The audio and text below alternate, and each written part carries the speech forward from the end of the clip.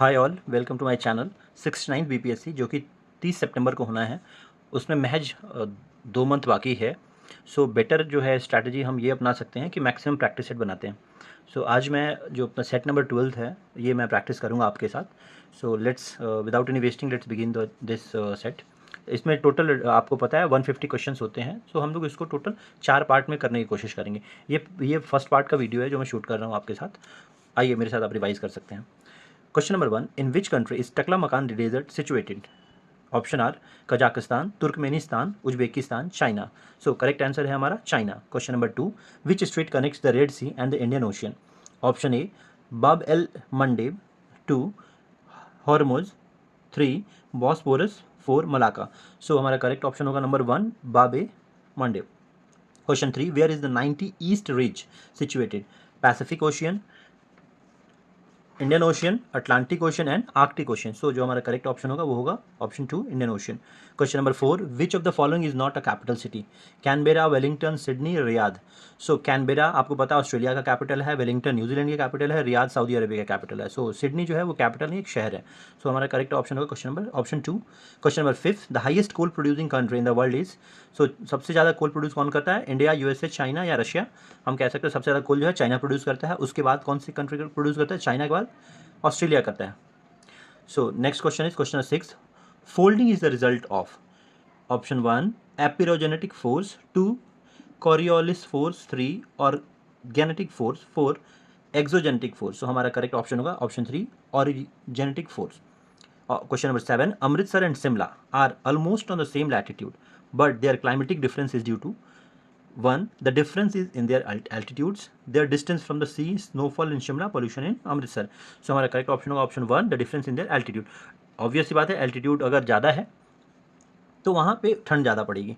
Due to वहाँ पे altitude ज़्यादा है तो प्रेशर क्या होगा वहाँ पे? प्रेशर ऑब्वियस सी बात है वहाँ पे लो प्रेशर होगा। Question number 8. Coal mines in Jharkhand are a Jharia, Jamshedpur, Ranchi and Lohardaga. तो हमारा सही उत्तर होगा ऑप्शन 1 झरिया। क्वेश्चन नंबर 9 आप देख सकते हैं major source of oceanic salinity is 1 is rivers, 2 is land, 3 is wind, ash from volcano. तो जो सैलिनिटी है जो समंदर की जो खारापन है सबसे ज़्यादा क्यों होती है? तो जो हमारा करेक्ट ऑप्शन होगा वो होगा ऑप्शन 2 लैंड। क्वेश्चन नंबर 10 देखते हैं the state in terms of largest of India is the correct order are. Sorry मैं फिर से पढ़ता हूँ the state in terms of large. Actually ये लेंथ के बारे में पूछ रहा है कि एरिया वाइज कौन सा जो राज्य है वो आपको क्रोनोलॉजिकल अब लगाना है। राजस्थान, मध्य प्रदेश, महाराष्ट्र, मध्य प्रदेश, राजस्थान, महाराष्ट्र, महाराष्ट्र, राजस्थान, मध्य प्रदेश, मध्य प्रदेश, महाराष्ट्र, राजस्थान। तो जो एरिया वाइज जो है सबसे बड़ा हम जानते हैं राजस्थान है, उसके बाद हमारा मध्य प्रदेश है, फिर हमारा थर्ड नंबर पे महाराष्ट्र है। क्वेश्चन 11 देखते हैं Bihar is the dash largest state of India according to census 2001। तो यहाँ ये पॉपुलेशन वाइज पूछ रहा है। पॉपुलेशन वाइज बिहार कौन से नंबर पे आता है? नंबर 3 पे। पहले नंबर पे कौन से है? महाराष्ट्र। सॉरी पहला नंबर पॉपुलेशन वाइज है उत्तर प्रदेश, दूसरे पे महाराष्ट्र, जो थर्ड है हमारा वो है हमारा बिहार। आइए ये देखते हैं क्वेश्चन नंबर 12 देखते हैं the highest wheat producing state in India is. सबसे ज़्यादा गेहूँ कहाँ उगाया जाता है? हरियाणा, बिहार, उत्तर प्रदेश, पंजाब। तो सबसे ज़्यादा जो गेहूँ है वो उत्तर प्रदेश में उपजाया जाता है। Question 13. TISCO plant is located in. TISCO क्या है? Tata iron steel company I think corporation organisation है। तो पटना, धनबाद, दरभंगा, टाटा नगर। तो टिस्को कहाँ पे लोकेटेड है? वो है टाटा नगर और इसको जमशेदजी टाटा ने बसाया हुआ था। क्वेश्चन नंबर 14 देखते हैं which state in India are the largest producers of sugar cane. सबसे ज़्यादा गन्ना कहाँ होता है? Option 1 Bihar and Uttar Pradesh, 2 Uttar Pradesh and Rajasthan, C Andhra Pradesh and Jammu and Kashmir, 4 Himachal Punjab and Himachal Pradesh. तो गन्ने की खेती सबसे ज़्यादा कहाँ होती है? बिहार और उत्तर प्रदेश में होती है। Question number 15. Which of the following state has the largest number of people belonging to schedule caste. तो शेड्यूल कास्ट जैसा कि आप जानते हैं शेड्यूल कास्ट एक कैटेगरी है। बिहार, वेस्ट बंगाल, उत्तर प्रदेश, पंजाब। तो एससी सबसे ज़्यादा कहाँ पर पॉपुलेशन है? पंजाब में। Question number 16. According to 2001 census what is the total population of Bihar. जो 2001 का पॉपुलेशन सेंसस था उसके अकॉर्डिंग बिहार की जो जनसंख्या है वो है 8,29,98,509। Option 1 would be correct. Let's see question number 17. The East Central Railway Zone headquarter is located in East Central zone का headquarter कहाँ है? पटना, मुजफ्फरपुर, कटिहार, हाजीपुर। तो ऑप्शन होगा हमारा Hajipur. Where is the Industries Commissioner Office of Bihar situated? Obvious सी बात है, industry commissioner का ऑफिस कहाँ होगा? राजधानी में होगा, पटना में है। पटना हमारा करेक्ट ऑप्शन होगा। North Bihar is famous for, north Bihar क्यों फेमस है? एग्रीकल्चर, प्रॉस्पेरिटी, प्रॉस्पेरिटी मतलब संपन्नता, हैवी इंडस्ट्रीज, फ्लड, फेमिन। तो मुझे लगता है नॉर्थ बिहार में सबसे ज़्यादा क्या आता है? बाढ़ की वजह से चर्चा में रहता है। नॉर्थ बिहार में बहुत सारी गंडक है, बूढ़ी गंडक है, कोसी है, बहुत सारी नदियाँ जो नॉर्थ बिहार में बहती हैं। तो ऑप्शन होगा हमारा third, flood. Which one is not located on national highway? National highway 2 कहाँ से कहाँ को जाती है? From Delhi to Kolkata. और जो है ये बिहार में कहाँ कहाँ से पास होता है? औरंगाबाद, सासाराम, मोहानिया और पटना। तो नेशनल हाईवे पटना से कुछ दूरी से निकलता है। तो हमारा जो करेक्ट ऑप्शन है वो है पटना। पटना से नेशनल हाईवे नहीं क्रॉस करता है। क्वेश्चन नंबर 21 देखते हैं। Congress pass the Swaraj resolution in the year 1905। The purpose of the resolution was, क्या स्वराज रेजोल्यूशन सबसे बात है, ये कांग्रेस का जो अधिवेशन हुआ था जिसके प्रेसिडेंसी कौन थे? गोपाल कृष्ण गोखले हमारे जो थे वो कांग्रेस के प्रेसिडेंट थे। उनके जो है गाइडेंशिप में ये रेजोल्यूशन पास होता। स्वराज का क्या मतलब बेसिकली उन्होंने दिया था? वो था सेल्फ गवर्नमेंट जो है, मतलब हम भारतीयों का ही हमारी सरकार होगी और हमारा अधिकार होगा। क्वेश्चन नंबर 22 देखते हैं। In which year was the provincial act of government pass? Provincial act of government कब? गवर्नमेंट ऑफ इंडिया एक्ट 1935 कह सकते हैं जो आया था हमारा। तो ऑप्शन एक जो है हमारा वो सही होगा। क्वेश्चन नंबर 23 देखते हैं। The Indian comprises constitution, the Indian comprises of constitutions. One is 395 articles, 22 parts and 12 schedules. Two is 371 articles, 21 part and 11 schedules. Three is 372 articles, 20 parts and 7 schedules. Fourth is 381 articles, 23 parts and 8 schedules. तो जो हमारा correct option होगा वो होगा option 1, 395 articles, 22 part and 12 schedule. Sorry, ये जो है दोस्तों ये 12 शेड्यूल ओरिजिनल नहीं था, पहले था 8 ही शेड्यूल था। लेकिन जो करंट में हमारे पास कितना जो है इसमें चेंजेस आया है। करंट में हमारे पास 465 आर्टिकल्स हैं, जो पार्ट्स हैं वो 25 पार्ट्स हैं, एंड टोटल कितने हमारे अब 12 शेड्यूल्स हैं।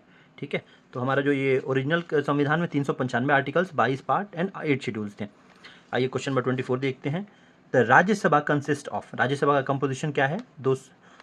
280 members of which 22 members are nominated by the President of India, 270 members of which 18 members are nominated by the President of India, 250 members of which 12 members are nominated by the President of India.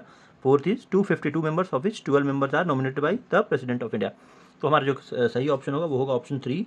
Total Rajya Sabha कितने members होते हैं? 250 member होते हैं, जिसमें से 12 जो है वो किसके द्वारा नॉमिनेट किया जाता है? वो खुद प्रेसिडेंट महोदय के द्वारा नॉमिनेट किए जाते हैं। आइए अगला क्वेश्चन देखते हैं। Question number 25। January 26 was selected as the date of inauguration of the constitution because option 1 the Congress had observed it as Independence Day in 1930. 2 on that day the Quit India movement was started in 1942. 3 it was considered to be an auspicious day. 4 none of the above. So हम जानते हैं कि 1930 का जो है जो अधिवेशन हुआ था कांग्रेस का 26 जनवरी 1930 में हमने क्या किया था? पूर्ण स्वराज का मांग किया था। इसलिए उस डे को हिस्टोरिक बनाने के लिए हमने 26 जन को ही अपना क्या रखा? इनॉग्रेशन कॉन्स्टिट्यूशन संविधान दिवस हम अभी भी मनाते हैं। Question number 26। The public accounts committee submits its report to the controller and auditor general, the speaker of the Lok Sabha, the minister of the parliamentary affairs, the president of India. तो public accounts committee अपना report किसको submit करती है? Correct option होगा the speaker of the Lok Sabha. Public accounts committee में total कुल 22 members होते हैं, 15 जो हैं आपको लोकसभा से होते हैं और 7 जो हैं वो होते हैं राज्यसभा के। और इसका हेड कौन होता है? लीडर ऑफ द अपोजिशन जो है उसका हेड होता है। Question number 27। Of the following statement which are not correct? The Rajya Sabha is powerless in money matters, money bills originate in Rajya Sabha, the Rajya Sabha has to pass bills within 14 days after they are passed by the Lok Sabha, the Rajya Sabha में pass और return the money bill with some recommendations to the Lok Sabha. तो एक बार question फिर से पढ़ते हैं। Of the, इसमें से कौन सा जो कथन है वो सही नहीं है? तो मनी बिल जो है ये जो है आपको कहाँ ओरिजिनेट होता है? ये हमेशा लोकसभा में ओरिजिनेट होता है। तो क्वेश्चन नंबर ऑप्शन 2 मेरे अकॉर्डिंग ये सही है। मनी बिल जो है सिर्फ और सिर्फ लोकसभा में इसको प्रेजेंट किया जा सकता है, वो भी किसके? प्रेसिडेंट के रिकमेंडेशंस पे। चलिए क्वेश्चन नंबर 28 देखते हैं।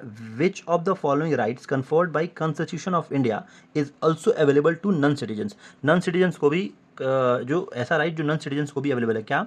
Right of constitutional remedies, freedom of speech, freedom to move and settle in any part of the country, freedom to acquire sorry freedom to acquire property, जो संविधान जो है ऐसा अधिकार जो नॉन सिटीजन्स को भी देता है, वो क्या है? Right of constitutional remedies. तो हमारा जो ऑप्शन 1 है वो सही है। क्वेश्चन नंबर 29 देखते हैं। Who is the head of national security council? Home minister, prime minister, president and vice president. तो जो हमारा सही उत्तर ऑप्शन 2 प्राइम मिनिस्टर। आइए क्वेश्चन नंबर 30 देखते हैं। National emergency may be declared by the President of India in the line with Article 352, Article 370, Article 371, Article 395। पहले तो इन चारों आर्टिकल्स के बारे में छोटा सा जानते हैं।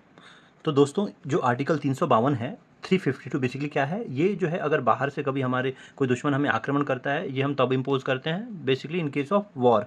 370 जो है वो J&K के बारे में बात करता है, जम्मू कश्मीर, जिसको भी रिपील कर दिया गया है।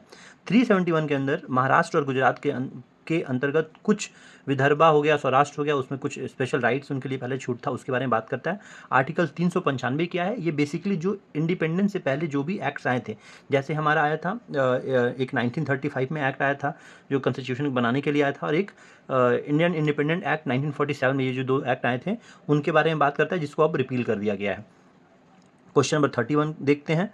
विच ऑफ द फॉलोइंग, सॉरी मैं पहले आपको आंसर बता दूं। नेशनल इमरजेंसी का जो है may be declared by the president of India in the line of, obvious बात है, article 351 in case of war and aggression. 31 देखते हैं। Of the following statement which one is not correct? The supreme court was constitution in 1950। The Supreme Court is the highest court of appeal in the country. The Supreme Court can hear from any high court tribunal except from court martial.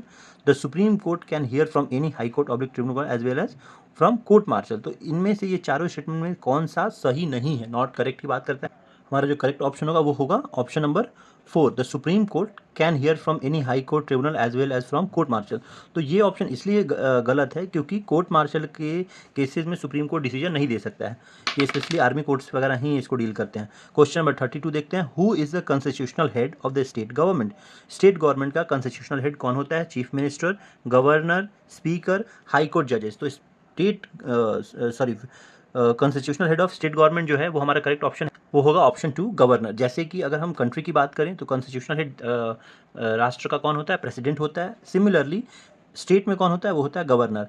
और governor अपना शपथ किसके अंतर्गत, किसके under लेता है? वो है हमारा जो भी वहाँ के हाई कोर्ट्स होंगे उनके चीफ जस्टिस के इनको शपथ दिलाते हैं, या ये अपना रिजिग्नेशन भी उन्हीं चीफ जस्टिस को ही देंगे। क्वेश्चन नंबर 33 देखते हैं। Commercial structure of energy purely consist of power, coal, oil, gas, hydroelectricity and uranium, coal, oil, firewood, vegetable waste and agricultural waste, power, coal, animal dung and firewood, coal, gas, oil and firewood। तो commercial sources of energy की अगर बात करें तो वो हमारा होगा option 1, obvious बात है, power, coal, oil, gas, hydroelectricity and uranium. Question number 34 देखते हैं। In India per capital consumption of energy in 1994 कितनी थी? वो 300 kg of oil equivalent. Question number 35 देखते हैं। When did the first oil crisis energy occurs in India? तो पहली बार oil crisis India में कब हुआ था? तो बेसिकली जो है पहला ऑयल क्राइसिस आया था वो है 1970s एंड 80s में आया था, जब ये गल्फ नेशंस ने इन्होंने अपना एम्बार्गो इम्पोज कर दिया था। एम्बार्गो बेसिकली मतलब कि प्राइस डिटर्मिनेशन उन्होंने खुद से इम्पोज कर दिया था। क्वेश्चन 36 देखते हैं। Consider the following reasons for the financial sickness of state electricity boards in India.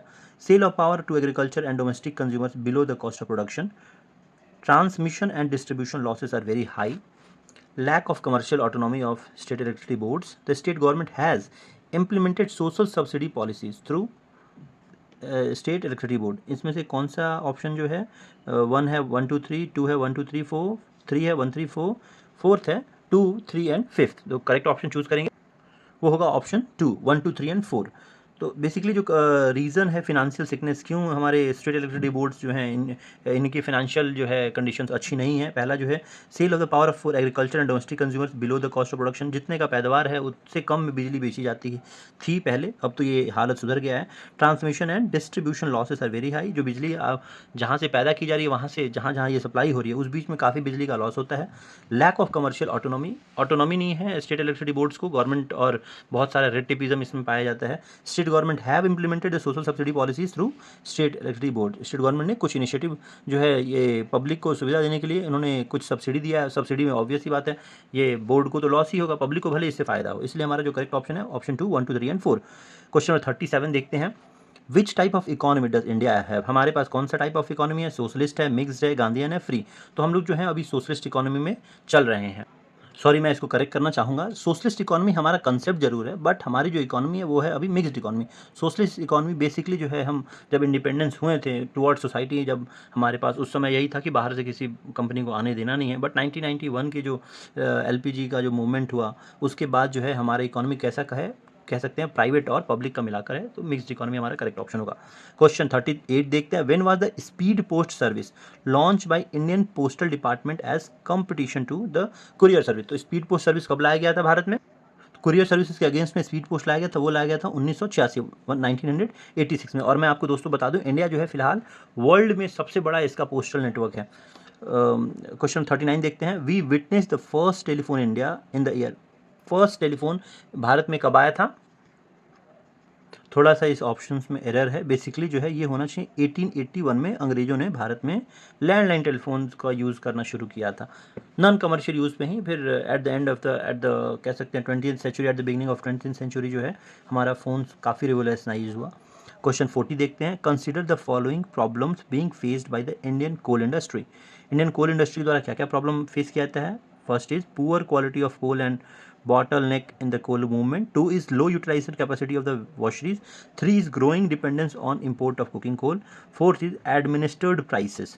So क्या क्या प्रॉब्लम फेस की जाती है? मुझे लगता है इसमें से चारों ऑप्शन सही है हमारा, तो हम करेक्ट ऑप्शन चूज करेंगे 2 को।